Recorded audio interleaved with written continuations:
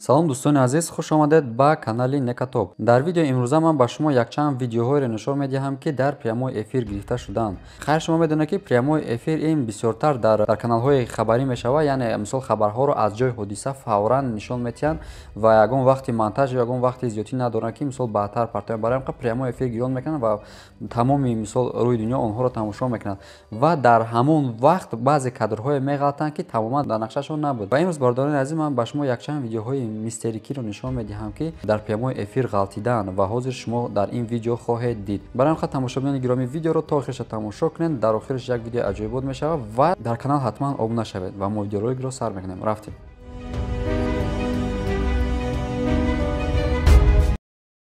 Як зани 47-сола модари 4 фарзанд бо дугунаи худ тариқи скайп гуфтугӯ дошт дар штати Вашингтон. Дар ҳамин замон дар қафои зан як силуэти одам пайдо мешавад ва нест мешавад. Инро зан тасаввур ва ҳатто фикрашро ҳам намекунад, чунки ӯ тамоман ба ӯ аҳамияте намедиҳад. Ва ин объект дар назари дугунааш меафтад ва дугунааш аз ӯ мепурсад ки ғайри ту боз дар хонаи ту ягон каси дигар ҳаст ё не.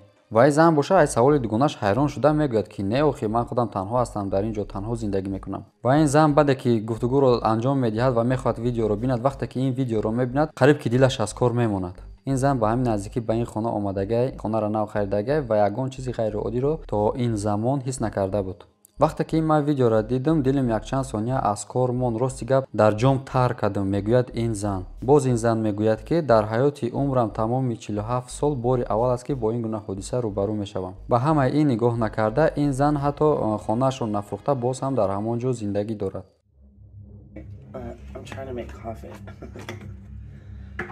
I went and bought decaf coffee.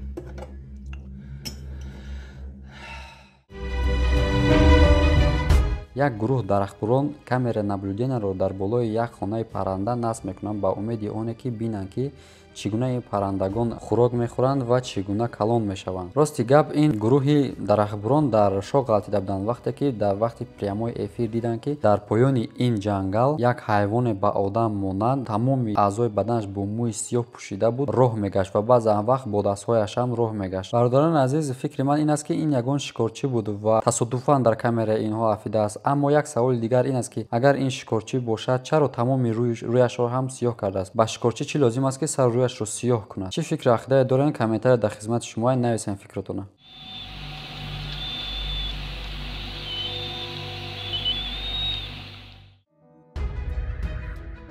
телевизиони камерае ки футболи чемпионати Аргентинаро ба навор гирифта истода буданд, яъне пахши мустақим мекарданд, дар объективи камерашон тасодуфан ана ин объекти сиёҳе ки дар ҷое ки одамо нишастаанд бо скорости баланд медавид, ба навор гирифтаанд. Рости гап ин чист ва кист ҳоло ҳеҷ кас намедонад. Рости гап ин ба одам сахт монанд аст ва як чизи аҷибиаш ин аст ки ягон касе аз тамошобинон ӯро аҳамият ҳам намедиҳад, яъне надида истодаанд ва касе ҳам аз наворбардорон ҳам намебинанд то вақте ки наворро гашта тамошо намекунанд. Ин монтажа ё ин ки не, хитон ба хулоса бироем.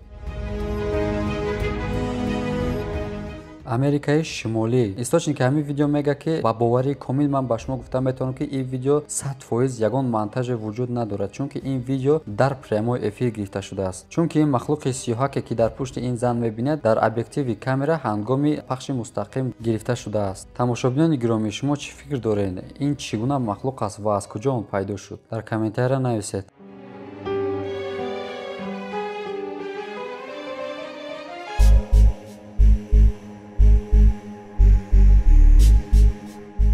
пахши мустақим дар ҷои ҳодиса. Як фигурае ки ба чашм каме метобад, каме наметобад, яъне як фигураи сиёҳе ки аз ин гӯшаи роҳ ба он гӯшаи роҳ медавад ва ӯ бениҳоят калон аст. Аммо ин зане ки прямои эфир дорад, ӯ дида наметавонад ин ҷондорро, чунки ӯ дар пасаш аст.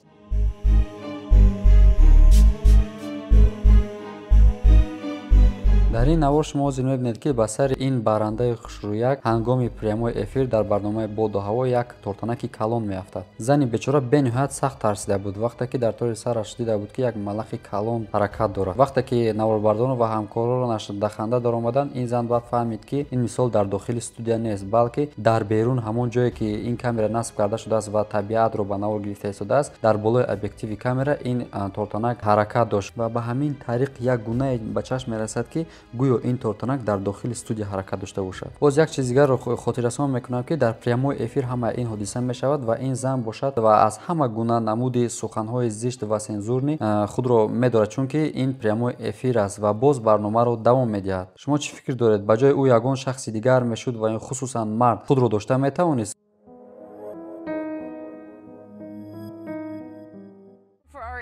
So let's oh my gosh, that was creepy. Oh, of course he had to be right on my head. Oh, Билл Виски, шикорчӣ бо таҷрибаи ҷинҳо, дар соли 2014 ӯро ба як фермаи партофташуда даъват мекунанд. Аҳолии ин ҷо шикоят кардаанд, ки аз ин ҷо ҳар шаб ҳар гуна садоҳои даҳшатовар ба гӯшашон мерасад ва онҳоро нороҳат месозад. Билл ҳамагӣ як шабро дар ин гӯшаҳо гузаронид ва ҳамчун далел, ки дар ин ҷо дар ҳақиқат чизе вуҷуд дорад, ана ин гуна суратҳоро боқӣ монд. Вақте ки онҳо диктафонро дар он ҷо мемонанд, дар диктафон шунида мешавад як садои тозае, ки ту дар ин ҷо танҳо нестӣ.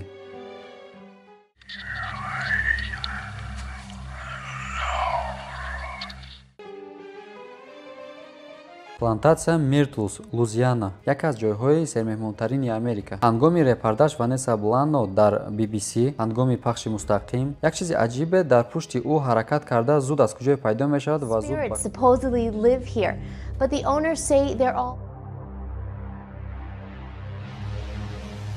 аз куҷое пайдо мешавад ва зуд ба куҷое нест мешавад. Ин объекти майда, ки хурдакаки сафед бениҳоят тез ҳаракат мекунад ва ҳатто ӯро бе камера дида ҳам намешавад. Ва рости гап, ин объекти майдаҳак дар чанг ҳам монанд несте. Вақте ки ин баранда дар бораи 12 призрак гап мезанад, дар ана ҳамин вақт ин объекти майдаҳаки сафед пайдо мешавад. Рости гап метавонистанд, ки ҳангоми прямои эфир метавонистанд ягон намуд наклейка наложит кунанд дар болои ҳамин наворе, ки гирифта истода буданд. Агар ба назар бигирем, ки ин BBC аст, рейтинге ки инҳо доранд, ғайриимкон аст онҳо наметавонанд, ки бо як монтаж рейтингашонро пас бизананд. Барои ҳамин қадр мисол 50-50 боварӣ ҳаст, ки ин метавонад, ки ҳақиқат бошад. аз ҳама сунами даҳшатовартарине, ки соли 2014 дар Япония рух дода буд, тариқи прямои эфир ба тамоми каналҳои хабарии рӯи ҷаҳон пешкаш карда истода буданд. Дар назари аввал ягон чизи махсусе дар ин ҷо ҳис карда ва дида намешавад, чунки дар Япония ин гуна ҳодисаҳо зуд рух медиҳад ва ҳеҷ кас аҳамияте намедиҳад. Ҳамин ҳодисае, ки рух дода буд, худ ба худ аллакай даҳшатовартарин ба ҳисоб мерафт ва ин объекте, ки дар камера ғалтида аст, боз ҳам даҳшату ваҳшати ӯро зиёдтар мекунад. Чӣ гунае, ки мебинед аз дохили об як объекти сафеди номуайян ба ягон махлуқе монанд нест мебарояд ва ба боми ин бино нопадид мешавад. Ин видео бениҳоят тариқи YouTube ва дигар сайтҳои иҷтимоӣ популяр шуда буд ва бисёриҳо дар ҳайратанд, ки дар ҳақиқат ин чӣ буд, монтаж буд ё ин ки не. Инро мешуд монтаж гӯем вақте ки мисол ягон репортаж мешуд, мегуфтем, ки баррандаҳо пешакӣ тайёрӣ диданд, вале ин офати табиӣ ҳеҷ касро огоҳӣ надода якбора сар карда буд.